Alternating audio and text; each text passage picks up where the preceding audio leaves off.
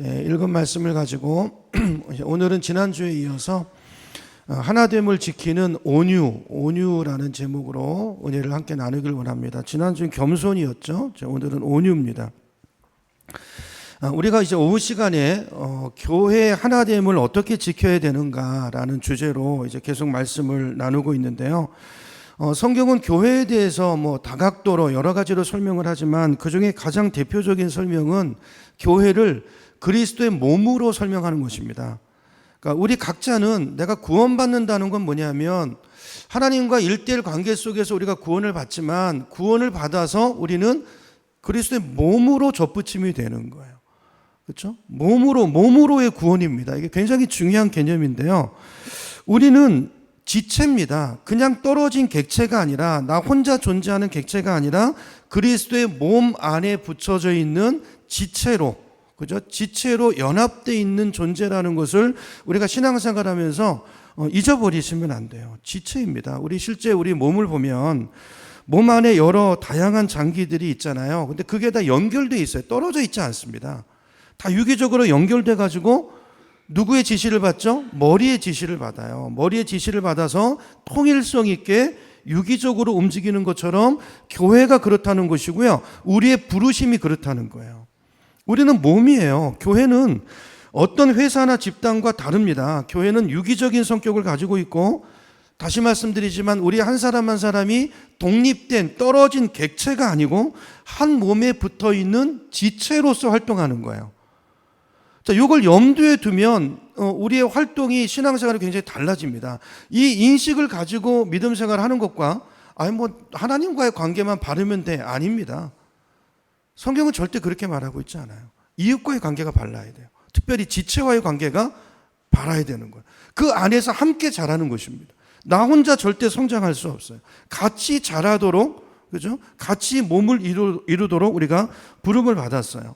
자, 그래서 이 시간 여러분 꼭 마음에 나는 지체다, 몸에 붙어 있는 지체다 라는 걸 기억하시고, 자, 그런데 지체는요, 지체의 활동은, 몸의 지체의 활동은 자, 세 가지 활동이 있습니다. 세 가지로 나눠서 설명할 수 있는데, 첫 번째는 하나님을 향한 활동이 있어요. 자, 우리 몸을 보면 이 몸의 각 기관들은 머리와 연결이 돼 있어야 돼요. 그러니까 연결이 끊어지는 순간부터 그 지체는 그 지체 기능을 할 수 없어요. 그렇죠? 머리와 붙어 있어요. 떨어지는 순간 장애가 옵니다. 장애가 돼요. 그렇죠? 하나님과 연결, 이걸 말하고 있고, 두 번째는 교회 안에, 이 몸 안에 나 말고 다른 지체들과의 활동이 있어요. 마지막 세 번째는 외부와의 활동이죠. 한 몸을 이루어서 외부와 접촉하는 활동이 있어요. 우리 신앙생활도 똑같습니다. 하나님을 향한 활동은 뭘까요? 머리 대신 예수님과의 관계를 말하는 거겠죠. 하나님을 예배하고 또 그분의 말씀으로 사는 것, 또 감사하고 기도하고 하는 이 모든 것들이 이제 하나님을 향한 활동인데, 여러분 잘 점검해 보시기 바랍니다. 자, 지체라면 반드시 이 활동이 있어야 돼요. 하나님과 예배, 기도 생활, 말씀 생활, 이게 있어야 돼요.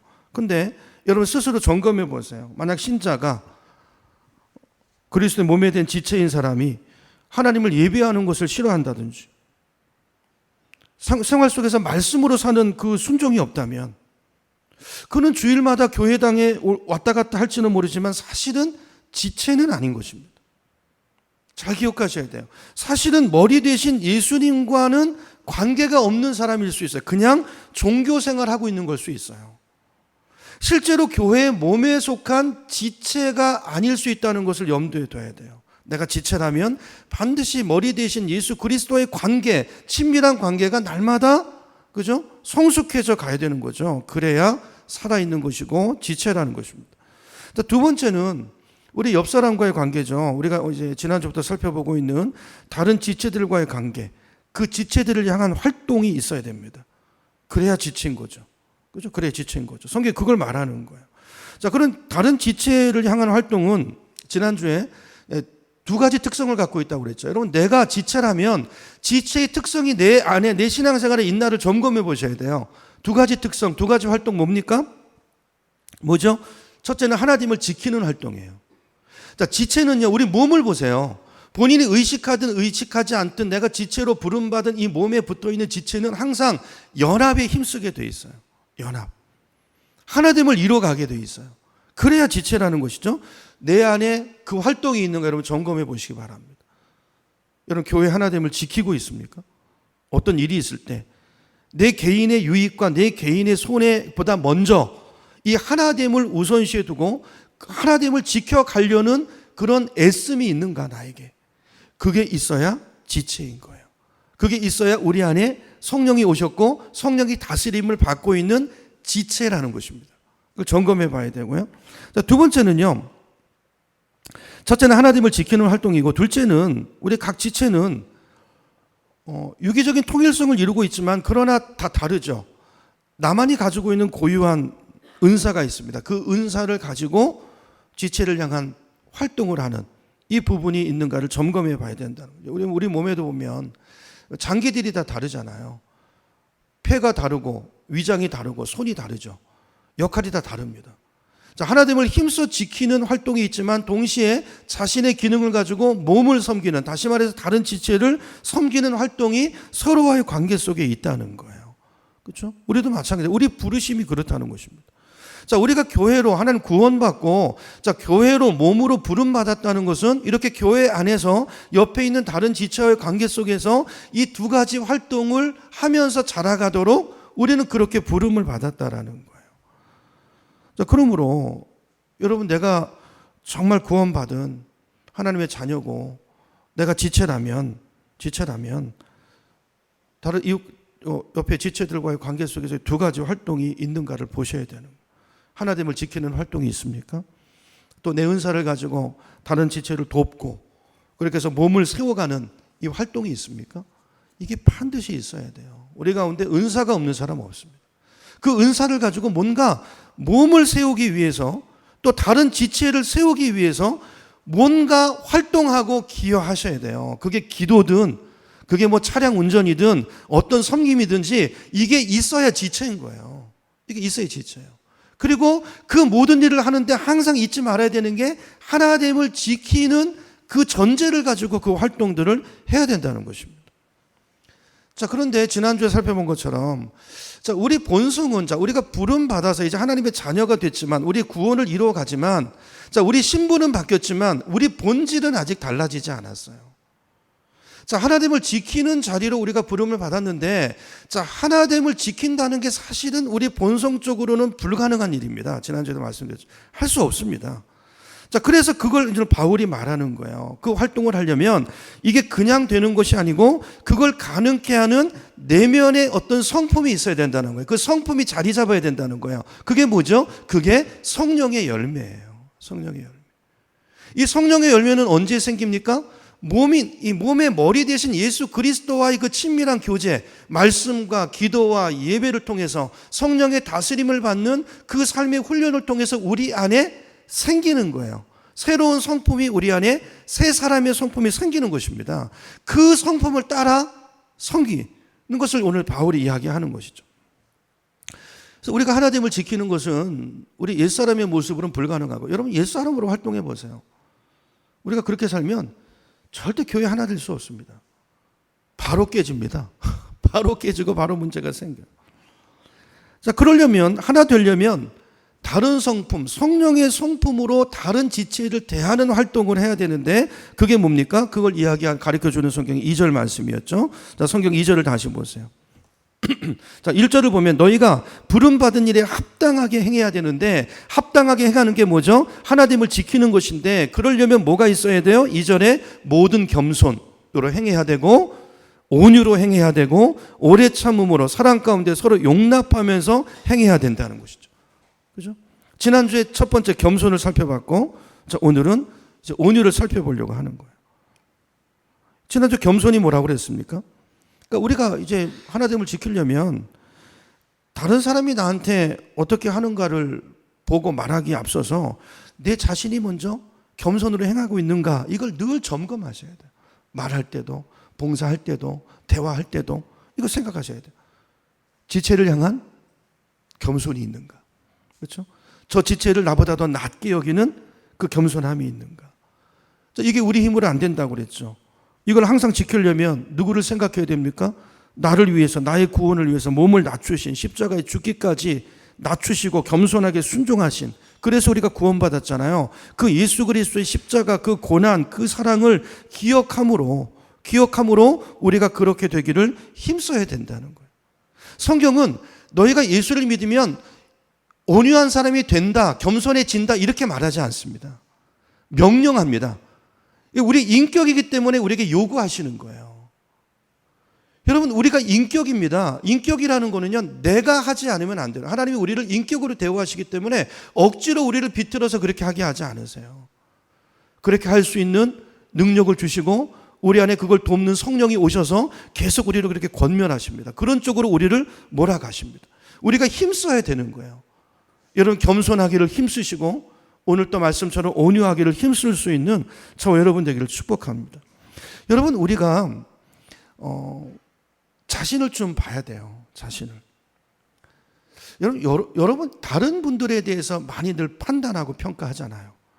그게 우리 늘 습관이죠, 습관. 늘 모이면 누가 어떻고 생각할 때도 저 사람은 이래, 저 사람은 이래. 여러분, 그 생각을 내려놓으시고 자기를 보셔야 돼요. 말씀 안에서 먼저 자기를 봐야 됩니다. 여러분, 우리는요, 내가 내 자신을 생각하는 것보다 우리는 훨씬 더 교만합니다. 훨씬 더 겸손하지 않습니다.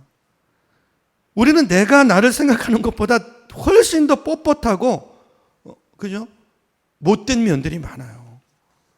그래서 우리는 조금이라도 힘쓰지 않으면, 조금이라도 방심하면 나도 모르게 내 속에 있는 교만함과 그 못된 성품으로 인해서 딴 사람한테 쉽게 상처를 줘요. 인상을 찌푸리게 하고 마음을 불편하게 합니다. 관계의 손상을 깨트리는 일을 쉽게 합니다. 그러면서도 몰라요. 여러분, 이게 우리예요. 그래서 어거스틴은 이렇게 말했어요. 우리 신앙생활을 위해서, 잘하기 위해서 우리에게 필요한 게 뭘까요? 겸손이다. 두 번째 뭡니까? 둘째도 겸손이다. 세 번째 뭐죠? 셋째도 겸손이다 그랬어요. 저는 처음에는 이게 그냥 멋있는 말로 들렸어요. 근데요, 제가 신앙생활 하면서 나이가 들어가면서 정말 이 말씀이 절절하게 다가와요. 정말 맞다. 정말 겸손이다. 첫째도 겸손이고 둘째도 겸손이고 셋째도 겸손이다. 이게 없으면 여러분, 우리 신앙생활에 절대 성숙이 일어나지 않고요, 우리 삶이 진실해지지 않고요, 그리고 우리가 하나님 나라의 일을 절대 감당할 수 없습니다. 겸손한 태도가 아니면 우리가 일을 할 때, 오전에도 그 이야기잖아요, 그죠? 나는 한다고 했는데 베드로처럼 그렇게 일을 해요. 남 귀 자르고. 이게 우리가 하는 일이에요, 하는 일. 그러므로 오늘 여러분, 이 문제를 여러분 멈추어서 여러분 꼭 진지하게 생각해 보셔야 돼요. 나는 얼마나 겸손하게 행하고 있는가? 이런 교회 안에서 얼마나 겸손을 힘쓰고 있는가? 모든 겸손으로 하십니까?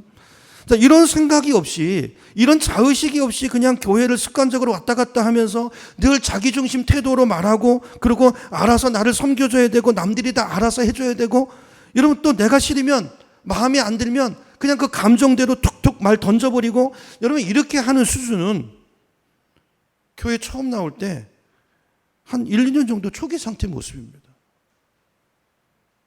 근데 많은 분들이 이 모습을 10년, 20년 그대로 가지고 있어요. 그래서 보면 신앙이 안 자라요. 안 자랍니다. 여러분, 고린도 교회를 향한, 여러분 고린도서, 이제 주일날에 낮에 요한복음이 이제 오늘 18장이니까 이제 몇 주 안 남았는데요, 이제 고린도서를 볼까 싶어요. 고린도 교회를 향한 사도 바울의 책망, 그게 오늘 이 시대 우리들을 향한 책망이 아닐까요? 그 말씀을 저는 우리가 들어야 된다는 생각이 들어서 이제 고린도 말씀을 좀 깊이 나눠봐야 되겠다, 이런 생각이 드는데요. 여러분, 교회 오래 다녔는데도 이 수준이면 여러분 그 신앙이 뭔가 이상한 것입니다. 교회가 뭔지 모르고 구원이 뭔지 모르는 거예요. 그리스도의 몸의 지체로서 사는 것이 아니고 행하는 것이 아닌 것입니다. 여러분, 이제 교회론에 대해서 계속 제가 말씀을 나눌 텐데요, 교회 없이 구원이 있을까요? 교회 안 다녀도 구원이 있을까요? 많은 생각들이 있는데요, 성경의 말씀은 구원은 교회에 붙여놓는 거예요. 제가 정확하게 구원이 없습니다 이렇게 말하고 싶진 않은데요, 중요한 것은, 확실한 것은 성숙은 일어나지 않습니다. 하나님의 뜻이 우리 안에 이루어지지 않습니다. 여러분, 교회는 너무 중요한 것입니다. 그렇죠? 이 지체를 향한 활동, 여러분, 이 활동을 여러분 반드시 하셔야 돼요. 하나됨을 지키는 활동, 또 나에게 주신 은사를 가지고 누군가 다른 분 섬기는 활동, 그죠? 뭘 하든지 하나씩 섬기셔야 돼요. 이 활동이 있으길 축복합니다. 자, 두 번째로, 교회의 지체된 자들이 이제 성령의 하나 되시게 하신 것, 이걸 지키기 위해서 겸손 다음으로 이제 우리가 갖춰야 될 내적인 성품이 있는데, 오늘 본문에 보니까 뭐라고 되어 있습니까? 온유로 행하라 그랬죠. 온유입니다. 온유. 여러분, 온유가 뭘까요? 여러분, 온유가 뭐죠? 온유는 제가 하도 설교를 많이 해서, 온유하면 이제 우리에게 언뜻 떠오르는 인식은, 생각은 부드러운 것을 떠올리죠. 부드러운 것.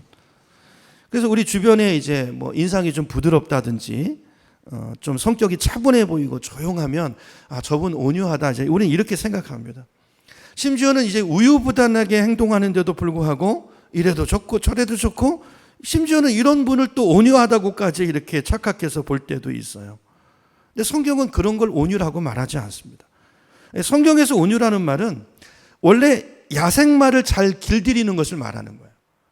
야생마를 잘 길들여가지고 그 힘을 바르게 사용하는 것을 온유라고 말합니다. 그러니까 길들여진 말을 말하는 거예요. 힘이 없는 것이 아니고 힘이 있는 것입니다. 능력이 없는 게 아니고 능력이 많은 것입니다. 근데 그 능력이 아무렇게나 행해지는 것이 아니라 절제 있게, 질서 있게 필요한 것을 따라서 쓰여지는 그 훈련된 상태, 그 절제된 상태, 그걸 성경은 온유라고 말해요. 자, 그래서 성경의 대표적인 온유 누굽니까? 예수님이죠. 또 구약의 누굽니까? 모세를 말하죠. 그죠? 능력 있는 사람이에요. 능력 있는 사람. 자, 그렇기 때문에 온유라는 말은요, 내면적으로는 사실은 강함을 내포하고 있는 거예요. 온유한 사람이 사실은 강한 사람인 것입니다. 그래서 어떤 주석가는 이 온유를 이렇게 설명해요. 그러니까 나를 격분케 만드는 사람에 대해서 유순함으로 대응하며, 그 사람에 대해서 같이 악을 악으로 갚지 않고 오히려 해를 받는 입장을 취하는 사람, 이 사람이 온유한 사람이라는 거예요. 여러분, 이 사람이 강한 사람입니다. 강한 사람. 자, 결국 그리스도의 몸된 지체는, 그리스도의 하나 되게 하신 것, 하나 되게 하신 것이 뭐죠? 교회죠. 교회 연합, 하나됨을 지켜내기 위해서 자기를 그렇게 통제하는 능력을 말하는 거예요. 여러분, 이 문제를 우리가 실제적으로 한번 생각해 보면요, 여러분, 우리 교회 안에서 관계 속에서 그런 일을 많이 당하잖아요. 우리 관계 속에서 누군가에게 불쾌한 말을 들었을 때, 여러분, 그때 어떻게 반응하십니까? 불쾌함을 불러일으키는 어떤 행동, 옆에 지체가 나한테 그런 행동을 했을 때, 자, 그런 일에 대한 우리의 일반적인 반응, 본성적인 반응은 뭐죠? 되받아치는 거예요. 그죠? 되받아치는 거예요. 그리고 지금은 사람들이 있어서 눌러놨다라도 꾹꾹 참았다가 언젠가 본때를 보여주는 거예요. 그렇죠? 이게 우리들의 원래 본성입니다. 본성. 이게 옛사람의 그 모습이 반응할 수 있는 방법이에요. 우리는 지나가다가도 상대방은 의도한 것도 아닌데 누가 툭 치고 지나가면, 미안하다는 말도 없이 지나가면, 우리는 상대가 고의적으로 한 것이 아닌데도 미안하다는 말 안 했던 것 때문에 불쾌감을 느껴요. 그리고 복수심이 올라와요. 이게 우리들의 죄성이에요. 그리고 기회가 되면 그 사람은 모르고 한 의도가 없어요. 그런데도 이게 감정에 배어 있어가지고요, 언젠가 기회가 되면 되받아줍니다. 되받아줘요. 불쾌한 감정을 똑같이 드러냅니다. 이게 우리들의 자연적인 태도고 본성적인 태도예요. 그러므로요, 교회는요, 성령의 다스림을 받지 않고 이 새로운 성품이 우리 안에 성품으로 행동하지 않으면 교회는 언제든지 깨질 수 있는 공동체예요. 그렇잖아요. 다양한 사람들이 모였기 때문에 하나님이 절대로 지켜질 수 없는 것입니다. 그러니까 우리가 결국 할 수 있는 최선의 방법은 그 사람 안 만나는 거예요. 예배만 드리고 가는 거예요. 성경은 또 그걸 지체의 모습으로 이야기하지 않잖아요. 그렇죠? 그러므로 온유함으로 다른 지체에 대해서 반응해야 된다는 것입니다. 이게 우리가 가야 될 목표 지점이라는 거예요. 그죠? 그러니까 우리가 서로 우리가 지체라는 것은, 내가 그리스도의 지체가 되었고 구원을 받았다는 것은 내가 그리스도의 몸된 교회의 지체로 부름받았다는 것이고, 또 내가 지체가 되었다는 것은 다른 지체와 활동 가운데서 이런 두 가지 활동이 나타나야 되고 이것을 힘써가야 된다는 거예요. 그러는 가운데서 우리가 자녀다워지고 우리의 구원이 우리 삶에 이루어진다는 것이죠. 사실 우리가 이제 예수 믿기 전에 우리 삶을 보면, 여러분, 이 세상은요, 온유함은 사실 별로 이렇게 사람들이 추구하지 않는 가치죠. 온유하면 세상에서 도태되고 무시당하고 그죠? 손해가 된다는 생각이 이 시대 사람들한테는 꽉 자리 잡고 있는 것 같아요. 그래서 온유하려고 하지 않습니다. 그렇죠? 힘이 없어서 온유한 척 하는 것이지 힘이 있는데 온유한 사람 찾아보기 어렵습니다. 힘이 있으면 힘을 휘두릅니다. 그죠? 이게 세상이에요. 근데 교회는 힘이 있는데 그 힘을 가지고 섬기는 데 쓰고 안갚음하는 데 쓰지 않고 그리스도의 덕을 나타내는 곳이라는, 이렇게 자라가는 곳이 교회라는 것이죠. 그러니까 세상에서는 우리가 온유를 배울 수 있는 자리가 없어요. 근데 그리스도인이 되고 나면 우리는 이제 온유로 행해야 될 근거를 갖게 되는 것입니다. 왜냐하면 하나님의 아들이신 예수 그리스도께서 우리를 온유로 대하셨기 때문이에요. 그리고 우리를 그리스도의 몸으로 붙이시고, 자, 몸이 되면서 우리는 그리스도와의 계속 관계를 갖잖아요. 그 속에서 머리를 통해서 온유를 배우고, 그 배운 온유를 먼저 지체 안에서 다른 지체와의 관계 속에서 겸손으로 대하고 온유로 대하고 오래 참음으로 대하고 이걸 훈련하는 것입니다. 이렇게 우리가 지체를 이루고 이제 대외적인 세상을 향해서 이렇게 사회를 향해서 모든 겸손과 모든 온유로 대하는 자리로 나아가는 거죠. 이렇게 살 때 그리스도의 몸된 이 교회를 보고 공동체를 보고 세상은 뭘 봅니까? 그 교회 속에서 하나님의 영광을 본다는 거예요. 그렇죠? 이게 우리를 부르신 하나님의 목적이고 교회를 통해서 이루어가고자 하시는 하나님의 비전이고 꿈인 것입니다. 그래서 오늘 우리는 이걸 힘써야 돼요. 그렇죠? 힘써야 돼요. 우리 안에 계신 성령은 계속 우리에게 이걸 자극하십니다. 여러분 이걸 느끼셔야 돼요. 내가 정말 구원받았고 예수님 영접했으면 내 안에 그 순간 성령이 오셨는데 그 성령이 우리 안에서 이 선한 소욕을 일으키시고 새 마음을 주시고 새롭게 반응할 수 있는 이걸 계속 자극하시고 말씀하시는데 그 다스림과 지혜를 따라서 행동하는가? 아니면 그게 없고 그냥 옛날이나 예수 믿고 나서 달라진 게 없이 여전히 감정대로 내 본성대로 행동하고 있는가? 이걸 여러분 잘 점검해 보셔야 돼요. 이건 사실은 중요한 것입니다. 내가 구원받았느냐 아니냐와도 직결되어 있는 거예요. 여러분 교회에 지체된 자들은 옛날에 예수 믿기 전에 했던 것처럼 누가 나를 불쾌하게 했고 나에게 나쁘게 했을 때 그걸 되받아치는 사람이 아닙니다. 그걸 안갚음하지 않을 수 있는 사람이 이미 됐습니다. 그렇게 여기고 그렇게 순종하고 그렇게 힘쓸 때 우리 안에 새 성품이 작동해서 그런 일들이 일어나게끔 그게 우리가 받은 구원이라는 거예요. 저를 볼 때도 저는 사실 이제 지난주도 말씀드렸지만 온유랑은 사실 굉장히 거리가 먼 성정을 가지고 있는 사람이에요. 근데 옛날에 비하면 정말 많이 좋아졌어요. 정말 좋아졌어요. 그리고 지금도 힘쓰고 애쓰고 있어요. 어쩌면 목사라는 자리가 또 그렇기 때문일 수 있어요. 순간적으로 제 옛 성품이 나오지만 누군가에게 상처 줄 때가 있지만 또 힘쓰고 애쓰고 회개하고 또 그걸 돌이키고 계속 성령이 말씀하시기 때문에요. 특징이 있습니다. 그러니까 제가 구원받은 그 다음과 이전과 이후에 분명한 특징이 있어요. 전에는 다 그렇게 사니까 그게 죄책감이 되진 않았어요. 그리고 참으니까. 근데 온유로 행하지 않으면 바로 성령이 말씀하세요. 지적하세요. 불편해 죽겠어요. 그냥 얘기하세요. 너 온유로 행해야지. 모든 겸손으로 해야지. 그리고 이걸 또 부부관계 속에서 또 서로 이야기합니다. 아내가 말하고 또 제 입장에서 말하고. 그러면서 힘쓰는 가운데 변화되어져 가는 것이죠. 이 성품이 안에 자리 잡아가는 것이죠. 자, 그런데 이게 생각해 보세요. 마음에 안 든다고 떨어져 있고 혼자 신앙생활을 하면 그게요, 자기 신앙의 실력이 혼자 있을 때는 안 드러나요. 관계 속에서 드러나는 거예요. 그래서 관계로 붙여놓은 거예요. 여러분 부딪히셔야 됩니다. 그리고 괜찮아요. 서로 용납해 주셔야 되고요. 다 실수하는 거 받아주셔야 돼요. 나도 실수하고. 그렇지만 온유로 행하려고 하고 겸손으로 행하려고 하는 그 모습이 얼마나 귀해요. 서로 그게 좀 많이 성화가 되어 있는 분은 도와주시고 격려해 주시고 축복해 주시고 또 끌어주시고 또 그런 분들을 보면서 그래서 목장이 필요한 것이고 공동체 안에 교제가 필요한 거예요. 그렇죠? 이것을 통해서만 우리는 그리스도인 자녀다워져 갈 수 있는 것입니다. 자, 그래서 오늘 본문을 다시 보면 너희는 온유하게 되어져 있다 이렇게 말하지 않고 명령하고 있어요. 모든 겸손과 온유로 하라는 것입니다. 매일매일 힘쓰라는 것입니다. 왜요? 우리가 인격이기 때문에 말씀하시는 거예요. 우리는 인격이기 때문에 우리가 힘쓰지 않으면 우리 안에 이 성품이 생기지 않아요. 여러분 어떻습니까? 이 시간 한번 점검해 보세요. 여러분 예수 믿고 나서 그런 것이 많이 생기셨나요? 내 안에 성령의 자극이 들리시나요? 나는 자꾸 이쪽으로 가려고 하지만 본성이 그걸 책망하시고 그걸 바로잡아 주시는 그 성령의 인도하심이 느껴지시나요? 그리고 그것을 조금씩 알아차리고 그 성령을 따라 살고 계십니까? 그것이 지체인 거예요. 지체라는 거예요. 지체.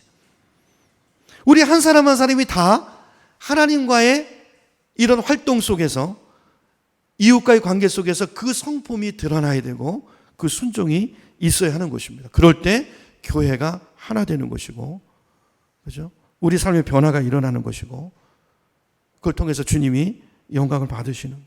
여러분 그리스도의 지체는 부부관계 속에서 또 여러분 가정에서 자녀들과의 관계 속에서 또 직장 안에서도 물론 온유해야 되지만, 그러나 오늘 본문을 잘 보시면 성령의 하나 되게 하심을 힘써 지키는 뭐죠? 교회의 관계 속에서 먼저 이걸 연습하고 훈련하라는 것입니다. 그래야 이게 우리 품성이 될 때 세상 속에서도 가능해지는 것을 오늘 성경이 말하고 있어요. 여러분 오늘 이 말씀 우리 마음에 좀 새기고 우리 삶에 좀 적용하고 각자의 상황 속에서 이걸 힘쓰고 애쓰고 이렇게 연합을 하나됨을 이루어가는 그런 우리 공동체가 되었으면 좋겠습니다. 그렇죠? 가끔 이제 교인들 중에 보면 이런 얘기를 하시는 분들이 있어요. 어떻게 교회에서 회장이 돼가지고 직분자가 돼가지고 세상에 집사가 권사가 어떻게 저런 짓을 하냐 말이죠. 화를 내시는 분들이 있죠. 여러분 자기를 보시기 바랍니다. 사실은요 이런 말은요 지체로서 할 수 있는 말이 아니에요. 그러니까 지체라는 사실을 모르기 때문에 이런 얘기를 하는 거예요. 내 부르심이 뭔가를 모르기 때문에 이런 얘기 하는 거예요. 그런 생각이 올라오죠. 세상에서 살던 습관 때문에 얼른 멈추시고 회개하시고 바로 잡으셔야 돼요. 그렇죠? 바로 잡으셔야 돼요. 여러분 그렇게 한 사람은 그 다음 얘기고, 내가 그리스도의 몸의 지체라면 나는 지체로서의 활동을 해야 되는 거예요. 그건 그분의 문제고, 그죠? 지체로서의 활동, 아까 말한 그런 비판이나 그런 것은 지체로서의 활동의 내용이 아닌 것입니다. 그걸 어떻게 해야 돼요? 온유로 해야 되고, 여러분을 격분케 하고 불쾌감을 주는 어떤 사람이나 말과 행동에 대해서 온유로 행해야 됩니다. 그렇게 애써야 돼요. 그런 말씀을 막 내뱉으시고 그러시면 안 돼요. 그렇죠?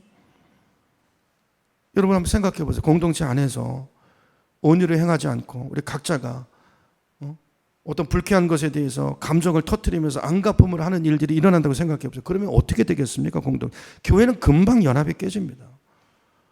세우는 거 어렵지만 무너지는 거 한순간이에요. 한순간. 그죠? 일단 자기부터 돌아봐야 돼요. 그러니까 나한테 불쾌감을 준 사람은 다음 문제라니까요. 오늘 성경을 보면 누구에게 말합니까? 그러니까 불쾌함을 당했을 때 그 당한 사람에게 얘기하는 거예요. 그때 당했을 때 안갚음하지 말고 그대로 갚아주지 말고 그때 모든 겸손과 모든 온유로 그 사람을 대하라는 거예요. 그게 지체로서의 활동이다. 그게 너희의 부르심이다. 성경이 이렇게 말씀합니다. 물론 우리가 그렇게 말하는 사람, 그런 동기를 주는 분들도 주의해야 되죠. 그죠? 그러나 우리들은 기억해야 돼요. 다 성장 과정이 있기 때문에 완전하지 않기 때문에 그분이 모르는 사이에도 그런 일을 할 수 있다니까요. 그러니까 그런 일을 당했을 때 중요한 것은 받은 사람이 온유로 지체로 용납하면서 용서하는 마음으로 그렇게 받는 자세가 서로에게 굉장히 중요하다는 거예요. 여러분 우리 안에 보면 사람이요 다 다릅니다. 어떤 사람은 성장 과정과 또 기질 자체가 또 험한 분들도 있어요. 그 사람이 자라온 살아온 가정을 보면 여러분 그 얘기를 들어보면 또 이해가 되는 측면들이 있어요. 그래서 그분은 본의 아니에요. 먹은 마음이 없는데 자신의 어떤 잘못된 태도 때문에 불쾌감을 줄 때도 있어요. 말이 툭툭 나오고.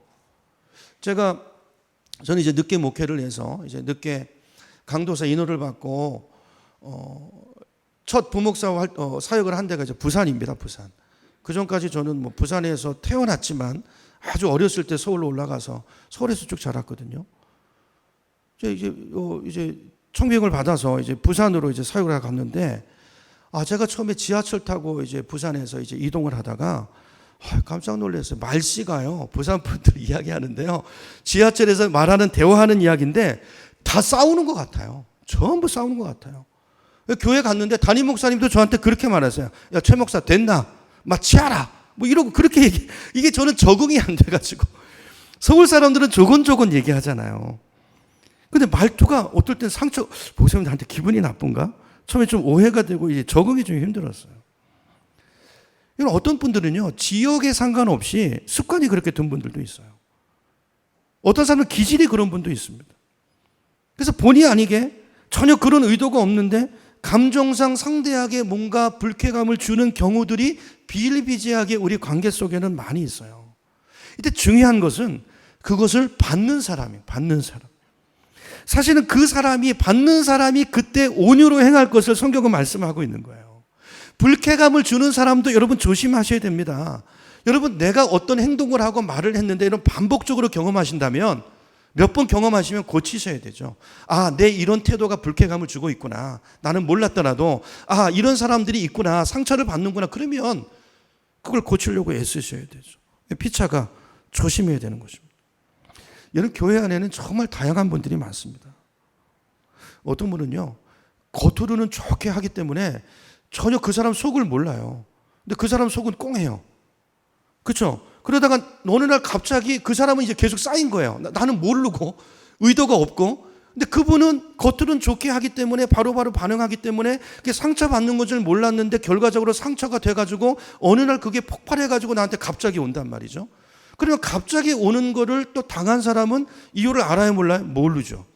자기가 상처 준 걸 모르니까. 되게 상처 준 사람은 모르잖아요. 그러니까 우리와의 관계 속에 늘 이게 있는 거예요. 계속 있어요, 여러분. 다 있습니다, 지금 우리 안에도.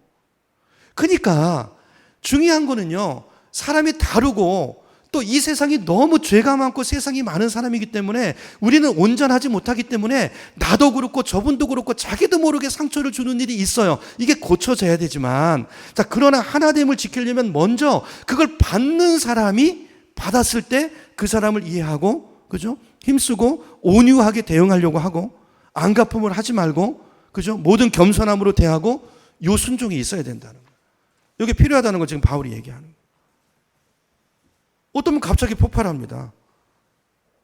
제가 볼 때는 그러다가 갑자기 탁 비수를 꺾는 분이 있어요. 굉장히 극단적으로 많이 쌓여온 거죠. 이게 성격마다 다르잖아요. 저는 그게 잘 이해가 안 되거든요. 왜 그러려면 그렇게 참았는지 모르겠어요. 그렇게 비수를 꼽을 정도의 일이면 그때 조금씩 이야기하고 그랬으면 되잖아요. 근데 이게 두려움이거든요, 사실은. 어렸을 경험 때문에. 그런 이야기를 했을 때, 어렸을 때 예를 들면 폭력적인 아버지 밑에 있으면 아버지 이런 거 힘들어요. 그러면 그거 아버지가 들어줍니까? 주먹부터 나오니까 이게 사람에 대한 두려움 때문에 이제 이야기하지. 이런 것들이 이제 우리 안에 많이 있단 말이죠. 그렇죠? 또 반대로 어떤 분은 성질을 금방 드러내는 분이 있죠. 그죠? 급하신 분들. 여러분, 너무 다양한 사람들이 있습니다. 그래서 그리스도의 지체에게 중요한 것은, 우리가 지체라는 걸 기억하고, 서로에 대해서 완전하진 않지만 서로 익스큐즈미 하면서 서로 받아주면서 온유함으로 모든 겸손으로 대하기를 힘써야 된다는 것입니다. 그래서 우리 인격의 성숙이 와야 돼요. 그래서 정말 교회는, 그 교회가 정말 진짜 공동체고 교회라면 여러분, 신앙생활 5년 하고 10년 되면 달라져야 돼요. 20년 되면 정말 성화되어 있는 그런 어른들이 교회 안에 있어야 교회인 것입니다. 그래야 지체로서 활동해 왔고 믿음 생활을 제대로 해온 거예요.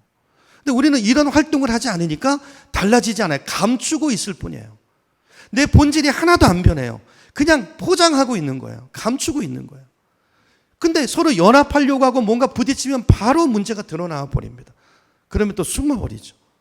그렇죠? 그래서 오늘 이런 것들을 우리 마음에 새기고, 이건 누구를 위해서가 아니고 내 자신을 위해서입니다. 그리고 이건 내 성격이 어떻고 기질이 어떻고 그런 문제도 아니고 그런 걸로 변명하지 마세요. 내 성품이 어떻고 내 출발이 어떻든지 간에 주님 말씀은 온유로 행하라는 것입니다. 그 입장에서 미숙할지라도 그때부터라도 온유로 행하라는 거예요. 겸손으로 행하라는 것입니다. 우리는 이런 말씀 앞에서, 이게 주님의 말씀이기에 이 말씀 앞에 승복하고 순종해야 하는 것입니다. 그렇죠? 그래서 우리 이런 자세를 가지고 매일매일 나는 원래 이런 사람이야, 나는 이렇게밖에 못해, 이런 말 하지 마세요. 성령이 오셨어요. 예수가 우리를 위해 죽으셨어요. 우리를 바꾸실 수 있습니다.